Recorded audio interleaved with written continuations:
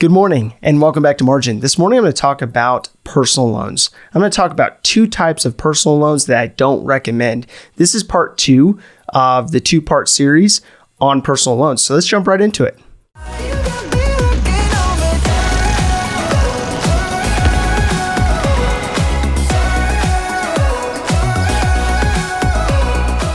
So the third common unsecured loan type comes down to a credit card cash advance. Now, these cash advances typically are a small percentage of your total approved credit line. So if you have a credit card with a $6,000 credit line, you have maybe utilized $2,500 for other purposes or purchases, and then you have a percentage of that total amount that you can use for a cash advance.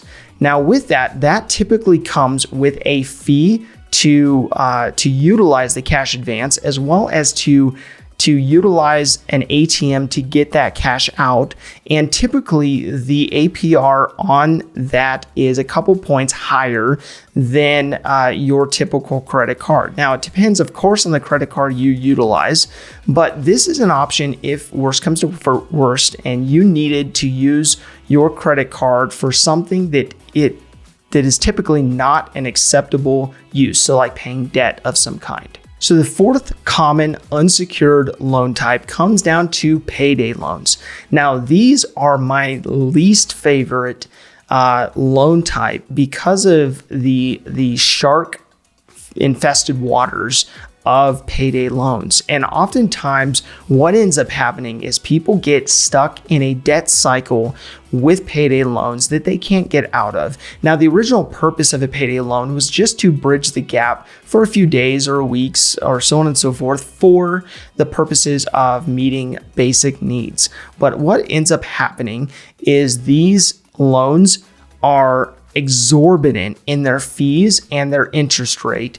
And so therefore, people oftentimes take out these loans and have to continually take out loans one after the next in order to meet their next debt obligation or their next obligations from a living standpoint, from a cost of living standpoint. So although these payday loans offer fast cash in the event that you need to use it for an emergency, there are so many drawbacks to these, not to mention the fact that many states are not regulated as heavily as they should be on these predatory lending practices.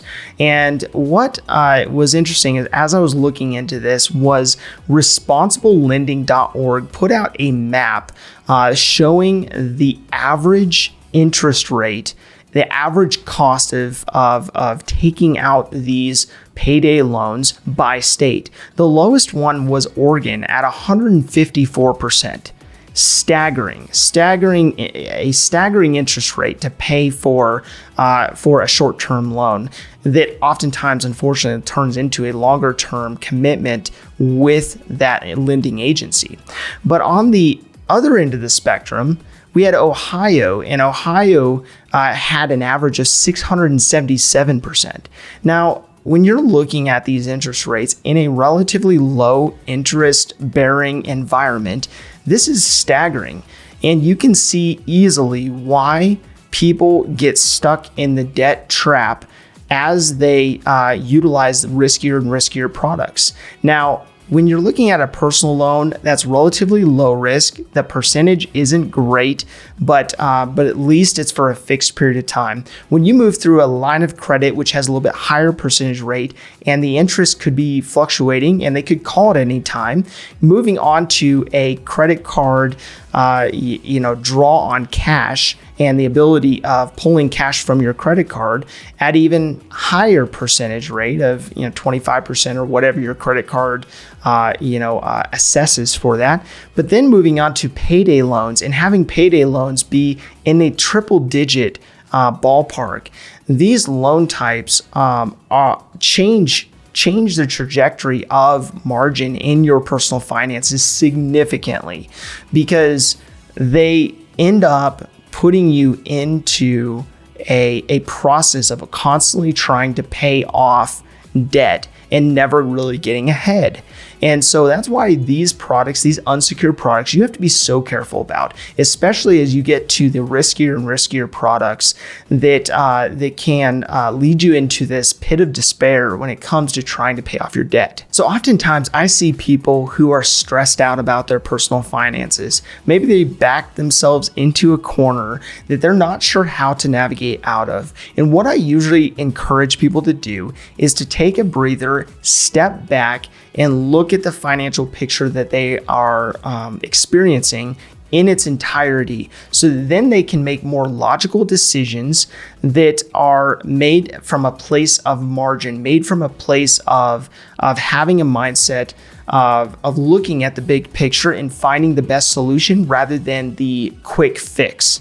Now, from an emotional standpoint, I see so many people take on loans like these unsecured loan types out of desperation, and honestly, like what ends up happening is people get further boxed into a corner and they just get overwhelmed. They get stressed out. And when they don't take a step back and look at it subjectively, they end up just feeling crushed by their debt.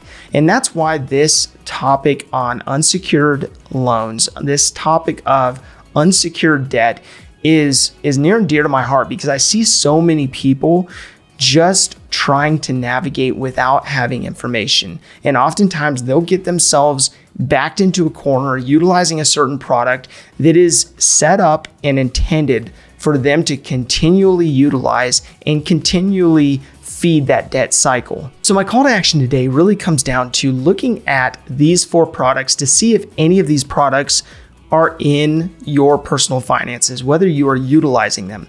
Now, on the lower risk end of the spectrum, they make sense for you to hold on to.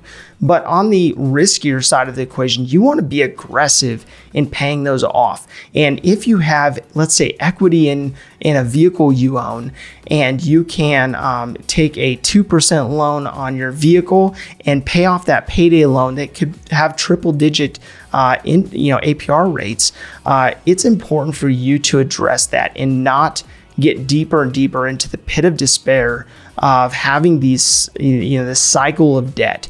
If this information is helpful to you, please do like, subscribe, and hit the notification bell so that you're reminded to come back on a daily basis and improve in managing your personal finances.